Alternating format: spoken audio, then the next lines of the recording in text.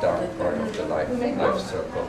So yeah, and then you have the Wheel of Fortune, and the snake as a symbol of health and regeneration and reincarnation, and reference to other goddesses like Pele throughout the volcano, and Kali Ma with her necklace of skulls and bones, and Imanja, the goddess of the sea in the Afro-Brazilian candomblé, and she appears often as a mermaid like that and has this posture, and so it's like a worldwide kind of understanding about this darker aspect of the mythology, but like the original ideas from the Vikings, that's why the whole is there from the story.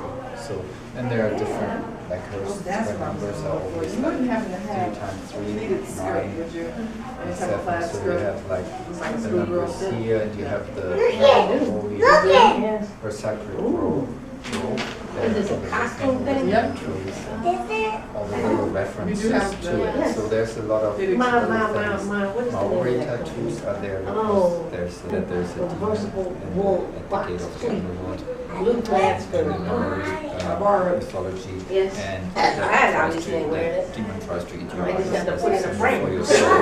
And in order to get a safe passage, you need to scare the demon away. So they prepare you in your lifetime to look scary, to get a safe passage granted into the underworld. So that's where the face tattoos come in, and that's why she's having a face tattoo, basically, to really grant a safe passage for the dead. And the breast of fertility, the fish as a fertility symbol. Yeah, and then we have the dancing celebration of the Day of the Dead around. It's almost like a door. It's like a door into the underworld, like a door ornament to the end. About 3 months, I would say. Yeah, with a lot of reading, a lot of little sketching, a lot of story. Did you have to start over at any point? No, I did for eyes because that was really the most intense part of the piece. I was just noticing that. So I tried different eyes before, what I would do and how it would look like, and then I basically started from the face up.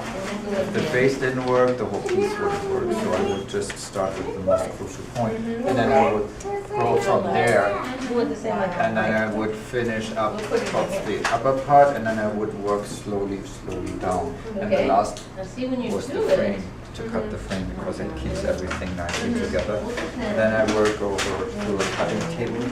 Like I have this table with the glass on it, and then roll it over the table back and forward. So it's sandwiched between 2 papers, and only the part I'm cutting and working up is basically open, and the rest is covered. So it's really very protected, but you have to be still with that size especially. But it's a very thick watercolor paper. So it's pretty okay. So you're using like templates for each section? No, I just, it's basically I draw it out, I sketch it out in the back, and then I have a drawing, like a printmaker, I work from the back side. So the back is the drawing, and then I cut it out, the drawing. Drawing everything? Yes, pretty much. And then I work from the back, it's like upside down, and then I work it from the back, and then when it's done, I turn it around. It's almost like a print. So I have to this way, but I work from the back. Right, yeah. And then, the sketches in the back. So I sketch the composition out, and the little things are changing. So like the skeletons and stuff, the figure, how it's posed, and all that is really exactly written in. That's all drawn out in the back of the piece. And then complicated pieces like this.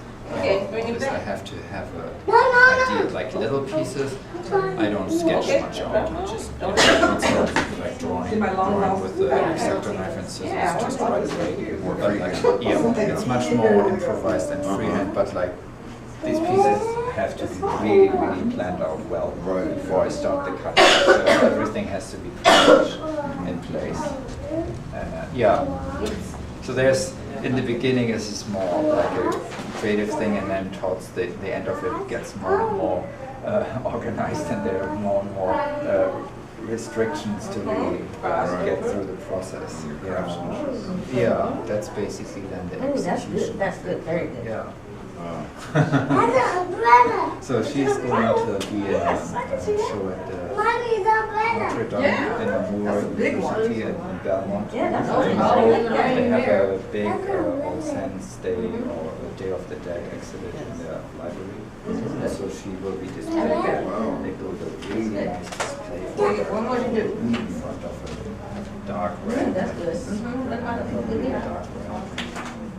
Up there for a month. Facts, that's right. Go over there. Pick it up tomorrow. So she's just resting for now and then she will move on. We do like 70s.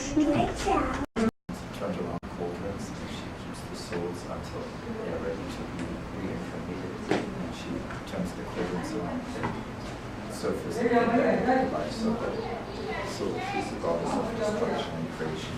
And reference many other goddesses, but like the idea is from the Vikings, so there's the Viking boat and then resembles certain things of Pele on Hawaii, there's the volcano or Kalima. So it's beautiful. Yeah, and the frame references the Day of the Dead, celebration of the dancing skeletons, counterclockwise because there's no time in the underworld. And a lot of little references to different things. Breast as a fertility symbol, fish as a fertility symbol, and the skull as her symbol of death. But then with the checkered ornament to have the change of life and death and life and death and life and death. And the embryos for the next coming generation, new life, rebirth, right? So we have all the different things in it. And then the elements of water, fire, water, earth, and air. The elements there, and certain reference to her as a goddess to the number, the three times three. Hey, how are you? Welcome. Thank you. So this is really all about that framework of that mythology. Thank you. Oh, you're very welcome. How long is this? About 6 months.